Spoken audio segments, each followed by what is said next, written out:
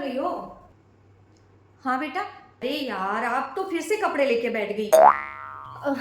अरे मम्मी, मैं ये सोच रही थी कि मैं आज ही बांधूं क्या भैया और भाभी के राखी। अरे बेटा, शाम को तेरी बुआ जी आ रही है ना, उनको भी आ जाने दे हैं, फिर साथ में ही बांध देना। वो हमारे बांध देगी और तू अपने भाई भाभी के बांध देना। अरे यार मम्मी, अब बुआ जी का वेट और कौन करेगा है? वो धीरे धीरे पता नहीं कब तो आएंगी, क्या करेगी। वैसे ये आप क्या कर रही हो? जब देखो तब इन कपड़ों को ले लेके बैठ जाती हो, क्या कर रही हो? अरे जब तुम और तुम्हारी बुआ जी राखी बांधोगी ना, तो आपको शगुन तो देना पड़ेगा ना। उसी की तैयारी कर रही हूँ। देख, ये ड्रेस तेरी बुआ जी के लिए की है मैंने, है, और ऐसी तेरे लिए भी है एक ड्रेस है, और ऊपर से शगुन का सामान और लाना है। सोच रही हूँ एक एक मिठाई का पैकेट ले आऊँ तुम दोनों के लिए, और भी कुछ छूट ना जाए, इसलिए पहले ही तैयारी करके रख रही हूँ। मम्मी, आपको पता है भाभी मेरे लिए बहुत अच्छी ड्रेस लेके आई है। सच में उन्होंने मुझे दिखाई थी पहले, बहुत ही शानदार है, बहुत सुंदर है, मुझे तो बड़ी पसंद आई। अच्छा। हाँ, और भैया को भी मैंने बोल दिया है। भैया बोले क्या गिफ्ट लेगी, मार्केट चल के ले ले। मैंने तो पहले ही बोल दिया, भैया मुझे तो आप 5,000 रुपए दे देना, बस मैं अपनी इच्छा से अपनी मर्जी से अपनी शॉपिंग कर लूंगी।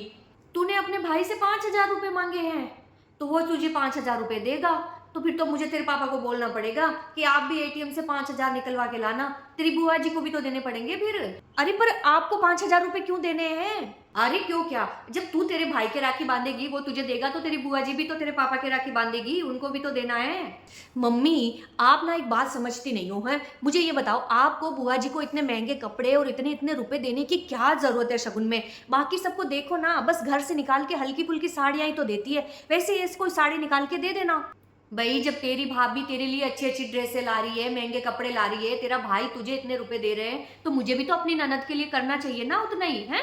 हाँ, भाभी मेरे लिए लाती है, लेकिन मेरी बात अलग है ना मम्मी, है। मैं इस घर की बेटी हूँ, वो इस घर की बहन है, मतलब बुआ है, हमारी पापा की बहन है, उनके लिए इतना जरूरी नहीं है। अरे बेटा, तुम्हारी बुआ जी भी इस घर की बेटी है। वो पहले भी बेटी थी, आज भी बेटी है, और हमेशा बेटी रहेगी। बुआ तो वो तुम लोगों के जन्म के बाद बनी है, तुम लोग कहने लगे हो उनको बुआ, बाकी मेरी तो वो ननद ही है। मेरी तो सारी जितनी फ्रेंड्स है ना, उनकी मम्मियाँ कोई भी अपनी बेटी और ननद को बराबर शगुन नहीं देती है, बस एक आप ही देती हो। और कल को जब तुम्हारे भाई भाभी के बच्चे हो जाएंगे, तो तुम भी तो बुआ बन जाओगी। और फिर अगर तुम्हारी भाभी अपनी बेटी में और तुम्हारे अंदर भेदभाव करेगी, तो क्या तुमको अच्छा लगेगा? है, नहीं बताओ मुझे, क्या अच्छा लगेगा तुमको? नहीं लगेगा ना। और देखो बेटा, सीधी सी बात है कि मेरी बहू तो मुझे देखकर ही सीखेगी। मैं जैसे अपने घर में करूंगी, वो वैसा ही आगे रिवाज चला देगी। आज अगर मैं अपनी बेटी में और अपनी ननद में भेदभाव करूंगी ना, तो कल को मेरी बहू भी अपनी बेटी और ननद में भेदभाव ही करेगी, और फिर तुमको अच्छा नहीं लगेगा। तुम सोचोगी मन ही मन कि देखो कैसे भाई भाभी हैं, अपनी बेटी के लिए तो इतना करते हैं, और मैं इस घर की बेटी नहीं हूं क्या? बुआ बन गई तो क्या हुआ, हूं तो इस घर की बेटी ही। तो बेटा, मैं ऐसा रिवाज नहीं चलाना चाहती। मैं चाहती हूँ कि इस घर में बुआ, भतीजी, बहन, बेटी सब एक बराबर रहे।